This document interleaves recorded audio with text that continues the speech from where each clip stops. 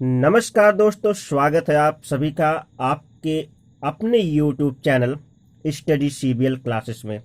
और आज की इस खासम खास क्लास आज लैमार्क कल डार्विन के एपिसोड में आपका हार्दिक स्वागत है। आज हम आपको बताएंगे इस वीडियो के माध्यम से लैमार्क तथा लैमार्कवाद के बारे में। ये लैमार्क कौन थे और इनका वाद क्या था, किस विषय में इन्होंने बात की थी। तो लैमार्क जो है जैव विकास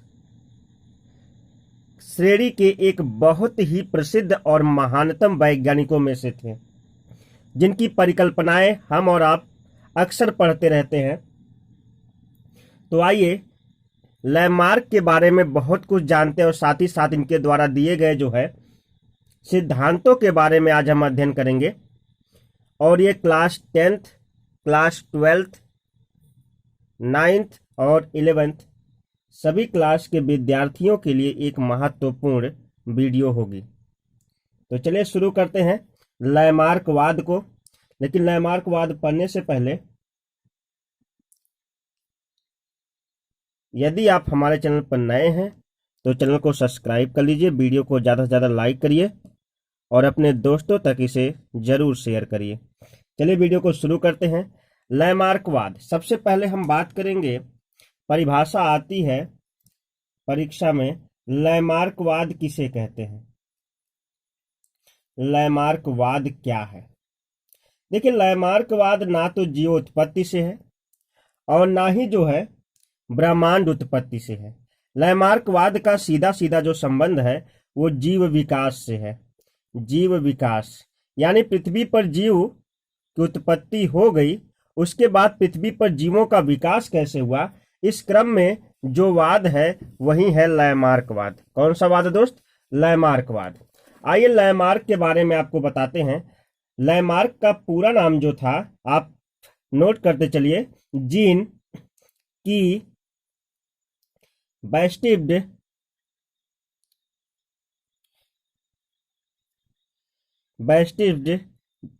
डी लैमार्क। डी लैमार्क, ये लैमार्क का पूरा नाम था। लैमार्क ने जैव विकास की परिकल्पना, इनकी परिकल्पना क्या थी? जैव विकास। जैव विकास, ना कि हम यहां लिख देते हैं विकास, जैव विकास की परिकल्पना इनकी थी। और जैव विकास की परिकल्पना में इन्होंने इनके महत्वपूर्ण जो सिद्धांत हैं उसे कहते हैं, लैमार्क के महत्वपूर्ण सिद्धांत को कहते हैं उपार्जित लक्षणों के वंशागति का सिद्धांत। वंशागति का सिद्धांत, ये लैमार्क का महत्वपूर्ण, अगर आपसे पूछा जाए परीक्षा में कि लैमार्क का महत्वपूर्ण सिद्धांत कौन सा था, तो आप कहेंगे उपार्जित लक्षणों की वंशागति का सिद्धांत जो है लैमार्क का महत्वपूर्ण सिद्धांत है। और इस सिद्धांत में वैज्ञानिक लैमार्क ने इस सिद्धांत के अंतर्गत वैज्ञानिक लैमार्क ने अपनी प्रसिद्ध पुस्तक, किसकी पुस्तक है? लैमार्क। याद रखिएगा, मैं डार्विन के बारे में भी आपको बताऊंगा लेकिन नेक्स्ट वीडियो में, और उसमें मैं डार्विन की लिखी गई पुस्तक के बारे में बताऊंगा। और यहाँ मैं लैमार्क की प्रसिद्ध पुस्तक के बारे में बात करने जा रहा हूं, जिस पुस्तक का नाम है फिलॉसफी और जूलॉजिक। लैमार्क की प्रसिद्ध पुस्तक का नाम है फिलॉसफी जूलॉजिक। ठीक है दोस्त, ये लैमार्क की प्रसिद्ध पुस्तक है। इस पुस्तक में इन्होंने जीवों के विकास के क्रम में मुख्य जो है 4 नियम प्रतिपादित किए हैं। 4 नियम जो है लैमार्क ने जीवों के विकास के प्रतिपादित किए हैं। आइए उन चारों नियमों को जानते हैं, जिनमें पहला नियम है बड़े होने की प्रवृत्ति। बड़े होने की प्रवृत्ति, ऐसी परीक्षा में आपको लिखना है, बड़े होने की प्रवृत्ति। और जो इनका दूसरा नियम है वो है वातावरण का सीधा प्रभाव। वरण का सीधा प्रभाव। सीधा प्रभाव।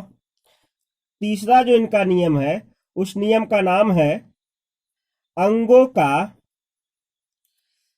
उपयोग एवं अनुपयोग।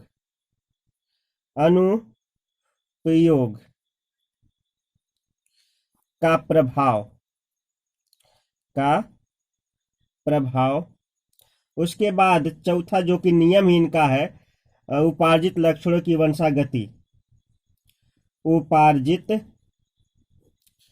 लक्षणों की वंशागति। वीडियो को आप पूरा देखिए, उम्मीद कर रहा हूं कि आप वीडियो एंजॉय कर रहे होंगे, क्योंकि यह जो नियम है ये इतना ज्यादा महत्वपूर्ण है। ये लैमार्कवाद आपको देखने से ही लग रहा है कि प्रतिवर्ष जो है परीक्षा में लगभग इससे तो अनेकों प्रश्न बनते हैं।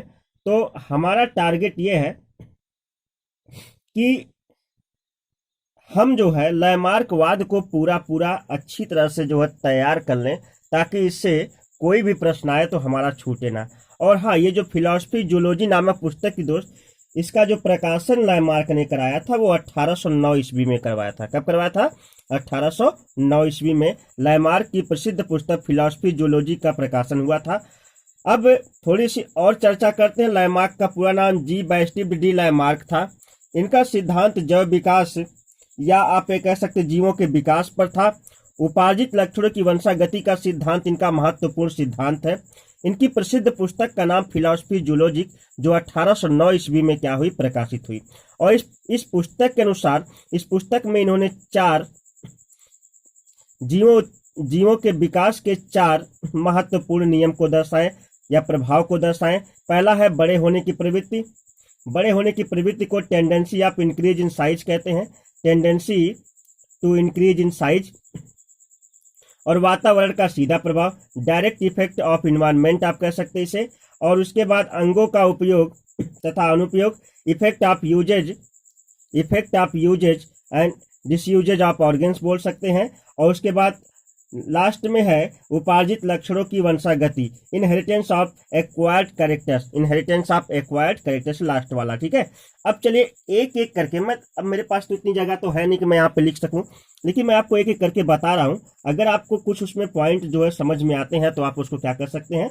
लिख सकते हैं। बड़े होने की प्रवृत्ति यानी पृथ्वी पर उपस्थित निरंतर परिवर्तनशील वातावरणीय स्थितियों के अनुसार अंगों में वृद्धि स्वाभाविक प्रवृत्ति है। कहने का मतलब लैमार्क ने कहा था पृथ्वी की जो स्थितियां हैं, पृथ्वी की स्थिति जो है वो कैसी है?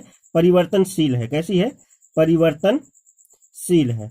और परिवर्तनशील के अनुसार जो जीव जंतु हैं उनके अंगों का जो विकास है, अंगों का विकास वो एक सामान्य सी अवस्था। कैसी अवस्था है? सामान्य। उनके अंगों में विकास होना ही होना है। ये जो है बड़े होने की प्रवृत्ति। और जब अंगों में विकास होता है, इससे जीव क्या होते हैं? बड़े होते चले जाते हैं। यानी उनके जो है साइज में, उनके आकार में जो है क्या होता है? बदलाव होता है। और फिर उसके बाद है वातावरण का सीधा प्रभाव। आइए इसको बताते हैं। प्रत्येक जीव पर वातावरण का सीधा प्रभाव पड़ता है, जिसके कारण उनकी संरचना एवं स्वभाव में परिवर्तन होता है। और लैमार्क ने कहा था कि पादपों में यह प्रत्यक्ष दिखाई देता है, किंतु जंतुओं में प्रत्यक्ष दिखाई नहीं देता, क्योंकि जंतुओं में जंतु के शरीर की संरचना अत्यंत जटिल होती है। और जटिल शरीर संरचनाओं में अनेक तंत्रिका तंत्र होते हैं। क्या होते हैं? तंत्रिका तंत्र होते हैं। और तंत्रिका तंत्र के साथ साथ आंतरिक शरीर की दशाएं जो है क्या होती हैं? नजर नहीं आती हैं, लेकिन वातावरण प्रत्यक्ष, डायरेक्ट और इनडायरेक्ट रूप में क्या करता है? अपना प्रभाव जो है सजीवों पर दिखाता है। पेड़ पौधे पर यह प्रभाव सीधा देखने को मिलता है और जीव जंतुओं में प्रभाव सीधा देखने को नहीं मिलता है। ठीक है। अब अंगों का उपयोग एवं अनुपयोग, आइए इसको समझते हैं। अंगों का उपयोग अनुपयोग का मतलब होता है जिन अंगों का उपयोग वर्तमान समय में होता है, आने वाले भविष्य में वे अंग अधिक क्रियाशील एवं विकसित होते हैं। वर्तमान में यदि आपने वर्तमान में अंग का उपयोग होता है तो भविष्य में वो अंग क्या होते हैं? अधिक विकसित होते हैं, अधिक विकसित, और विकसित के साथ साथ कैसे होते हैं, क्रियाशील होते हैं। और जिन अंगों का उपयोग नहीं होता है वे अंग विकसित ना होकर के वे अंग क्या हो जाते हैं, वे अंग निष्क्रिय होते चले जाते हैं और एक समय आता है कि वो विलुप्त हो जाते हैं। ठीक है। और उपार्जित लक्षणों की वंशागति क्या कहती है कि जीवों में वातावरण का सीधा प्रभाव पड़ता है और वातावरण के प्रभाव से जीवों के शरीर में कुछ परिवर्तन होते हैं। क्या होते हैं, परिवर्तन। वातावरण के प्रभाव से जीवों के शरीर में कुछ परिवर्तन होते हैं और ये परिवर्तन धीरे धीरे इतना अधिक विकसित हो जाते हैं कि इनसे एक नई जीव की प्रजाति की उत्पत्ति हो जाती है। किसकी प्रजाति की, जीव की प्रजाति की उत्पत्ति हो जाती है। कहने का मतलब है कि जीवों के शरीर में जो निरंतर परिवर्तन हो रहे हैं, ये परिवर्तन इतना अधिक हो जाते हैं कि इससे जीव की नई प्रजाति की क्या हो जाती है, उत्पत्ति हो जाती है। अब आइए आपको अगली हेडिंग बताते हैं, लैमार्कवाद के प्रमाण। इधर देखिएगा, लैमार्कवाद के प्रमाण। ध्यान दीजिए दोस्त, टॉपिक बहुत ही इंपॉर्टेंट चल रहा है। लैमार्कवाद के प्रमाण। चलते हैं लैमार्कवाद के प्रमाण की तरफ। लैमार्कवाद के क्या प्रमाण थे इसको समझते हैं। पहला, लैमार्क ने कहा कि जो अफ्रीकी जिराफ थे, यहाँ पे पहला वाला, जो अफ्रीकी जिराफ थे, कैसे जिराफ, अफ्रीकी जिराफ, यहाँ अफ्रीकी जिराफ की लंबी गर्दन, लंबी गर्दन, और दूसरा जो था वो था सर्पों में पादों यानी पैरों की विलुप्ति। इन दोनों टॉपिकों को मैं आपको समझाता हूं। अफ्रीकी जिराफ की लंबी गर्दन और साथ ही साथ जो है अफ्रीकी जिराफ की लंबी गर्दन और सर्पों में पैरों की विलुप्ति।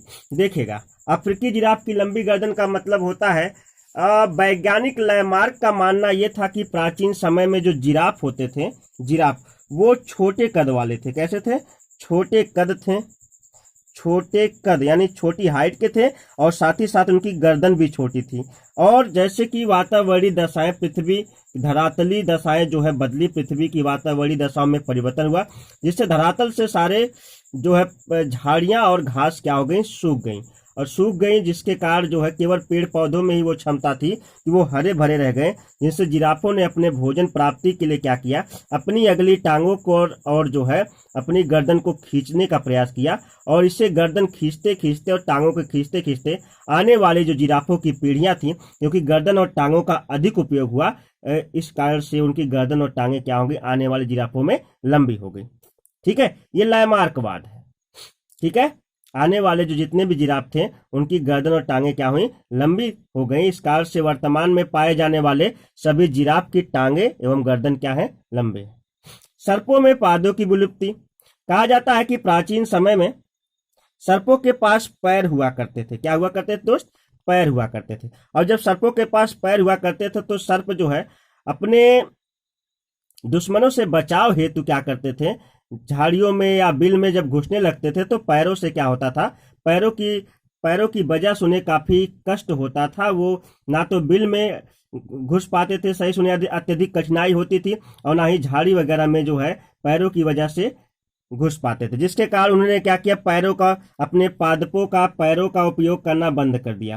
पैरों का उपयोग करना बंद कर दिया। कई पीढ़ियों तक पैरों का उपयोग नहीं किया, पैर घिसते चले गए, पैर घिसते चले गए, और जब पैर घिसते चले गए तो उसके बाद धीरे धीरे क्या हुआ, आने वाली जो नवीनतम पीढ़ी थी उनमें पैर क्या थे दोस्त, विलुप्त थे। सर्पों के पैर क्या थे, विलुप्त थे। इस कारण से पीढ़ी दर पीढ़ी यानी पैरों का उपयोग ना होने के कारण सर्पों के पाद क्या हो गए, सर्पों के जो पैर हो गए, पाद हो गए, क्या हो गए, पूरी तरह से विलुप्त हो गए, समाप्त हो गए, नहीं रह गए। ठीक है, आइए अब आपको और भी टॉपिक आगे लेके चलते हैं। लैमार्कवाद के समर्थक। यहाँ समर्थक किन किन वैज्ञानिकों, जो लैमार्क ने कहा था, लैमार्कवाद के समर्थक कौन कौन थे, क्या क्या समर्थन किया था। देखिए, लैमार्क का समर्थन करने वाले जो पहले वैज्ञानिक थे उनका मैं बताऊं, सुमनर थे। क्या थे, सुमनर।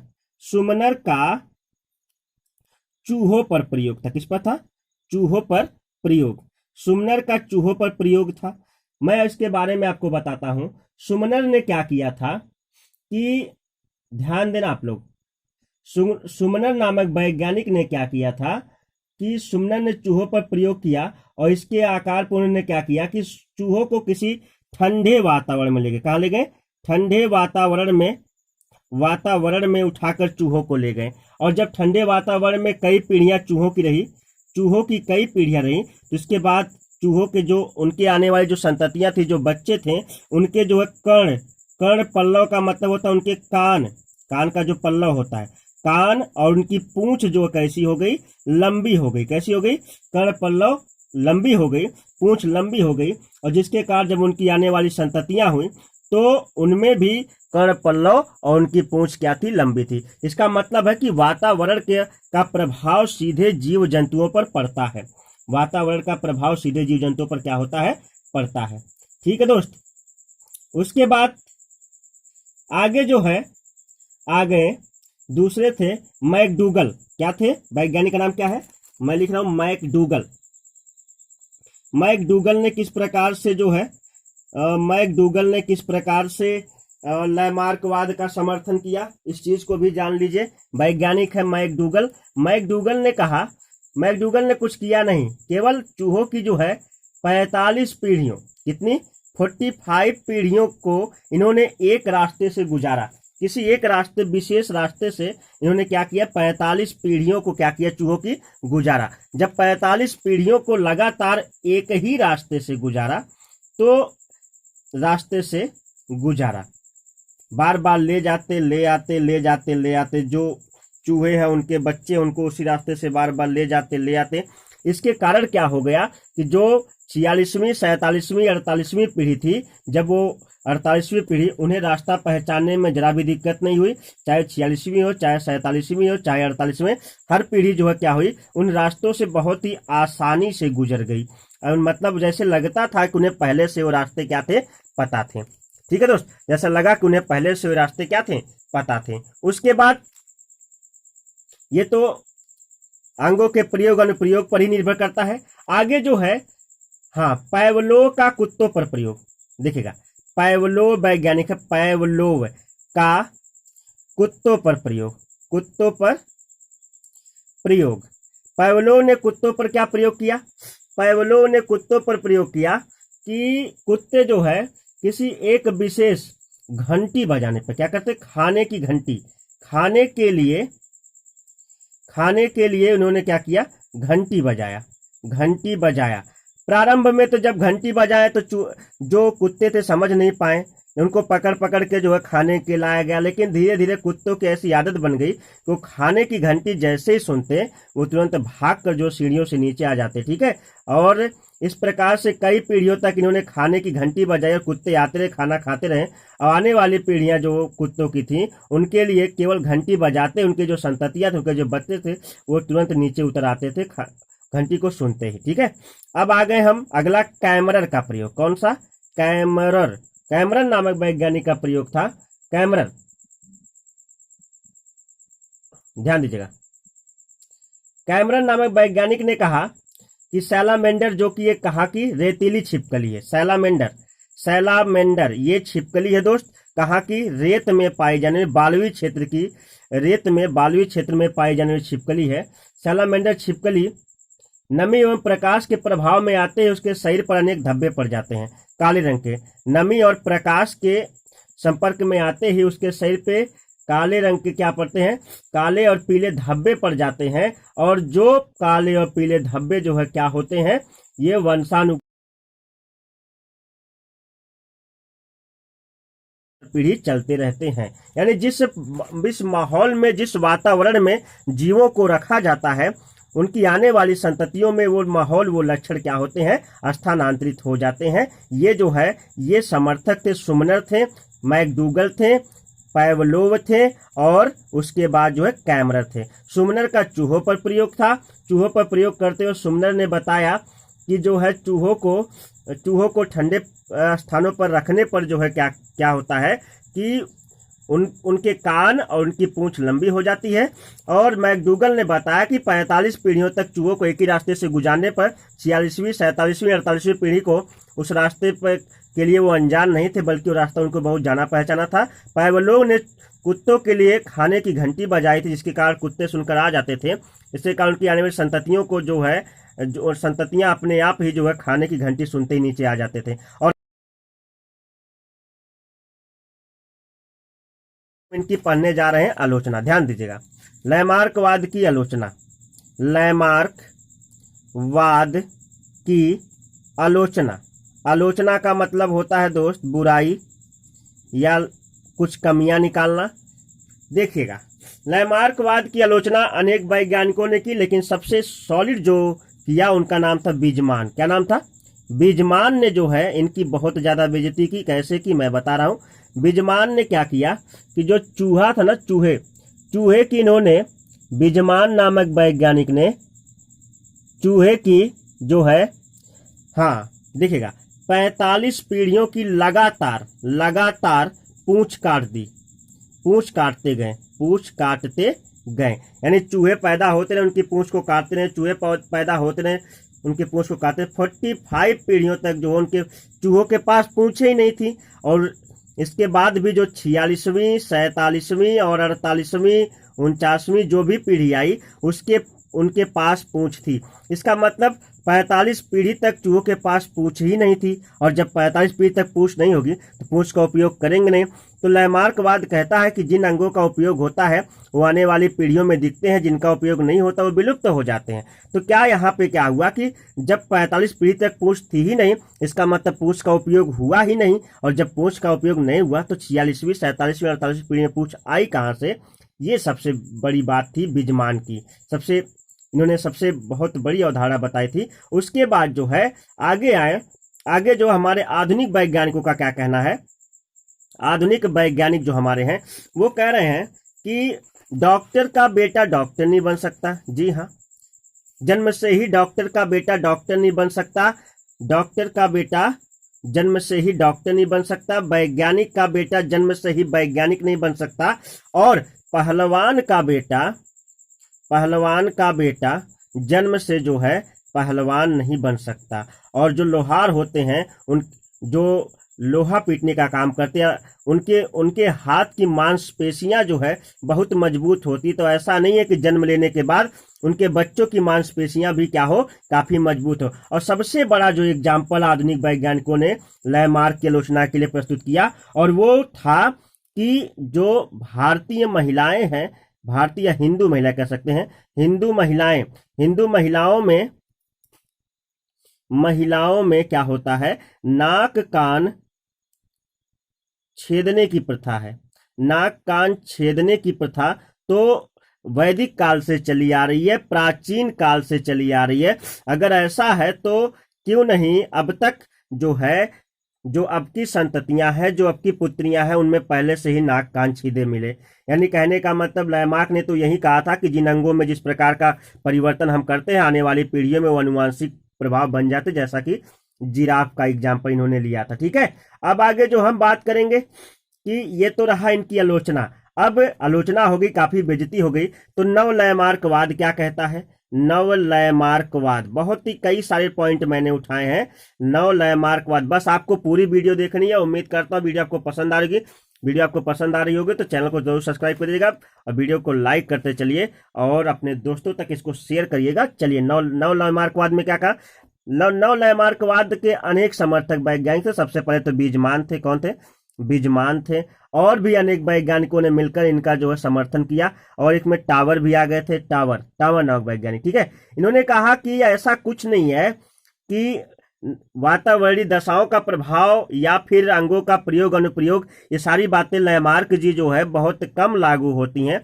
सबसे बड़ी बात है कि जो भी परिवर्तन होता है वो जीनी होता है, आनुवांशिक होता है। आनुवांशिक के साथ साथ एक और बहुत बड़ा जो परिवर्तन होता है वो उत्परिवर्तन। ठीक है, कौन सा परिवर्तन? उत्परिवर्तन। शरीर में अचानक होने वाला जो परिवर्तन है, जो एकाएक शरीर में हो जाए, उस परिवर्तन को हम कौन से परिवर्तन का नाम देते हैं दोस्त? उस परिवर्तन को हम जो नाम देते हैं, उस परिवर्तन का नाम है उत्परिवर्तन। क्या नाम है उसका? उत्परिवर्तन। उत्परिवर्तन, ठीक है। अब अगर उत्परिवर्तन जो है अचानक होने वाला परिवर्तन है, तो उत्परिवर्तन होता कैसे है ये भी जान लें। कि कह रहा कि जीनी विकृतियों या जीन में किसी या फिर डीएनए के संरचनाओं में किसी प्रकार का जो है परिवर्तन शरीर में उत्परिवर्तन उत्पन्न कर देता है, जो पीढ़ी दर पीढ़ी चलते हैं। इसी प्रकार से जिराफ के, सर्पों के या अन्य जीव जंतुओं के जीन में अचानक में किसी प्रकार का परिवर्तन हुआ होगा, उनके जीनों में किसी प्रकार का बदलाव हुआ होगा, या उनके जो है शारीरिक संरचना में किसी प्रकार का बदलाव हुआ होगा, जो कि उनकी शारीरिक, दैहिक या फिर लैंगिक संरचना में परिवर्तन हुआ होगा। उस लैंगिक संरचना में परिवर्तन के कारण ही क्या हुआ होगा? नए जीव की उत्पत्ति हुई होगी। नए या जीवों में, उनके अंगों में विभिन्न प्रकार का क्या हुआ होगा? उनके अंगों में विभिन्न प्रकार का परिवर्तन आया होगा। और उत्परिवर्तन का जो जनक आपको बता दूं, उत्परिवर्तन के जनक हैं ह्यूगो डिब्रीज। क्या है? कौन है? ह्यूगो डिब्रीज। और इन्होंने जो अपना प्रयोग किया था इवनिंग प्रिमरोज नामक पौधे पर किया था। इस बात को याद रखिएगा, इवनिंग प्रिमरोज नामक पौधे पर जो है किसका प्रयोग था? इवनिंग प्रिमरोज नामक पौधे पर प्रयोग था वैज्ञानिक ह्यूगो डिब्रीज का। तो हमने आज आपको लैमार्कवाद के बारे में बहुत ही बेहतर समझाने का प्रयास किया है। आज लैमार्कवाद और कल डार्विनवाद का मतलब है कि कल जो मैं एपिसोड लेकर आऊंगा वो डार्विनवाद के बारे में रहेगा, लेकिन वो डिपेंड करता है कि लैमार्कवाद आपको कितना समझ में आया और लैमार्कवाद की क्लास आपको कैसी लगी। पूरी वीडियो को अगर आपने ध्यान से देखा होगा तो थोड़ा फास्ट जरूर था वीडियो, लेकिन बहुत ही अच्छी तरह से समझाने का प्रयास किया है।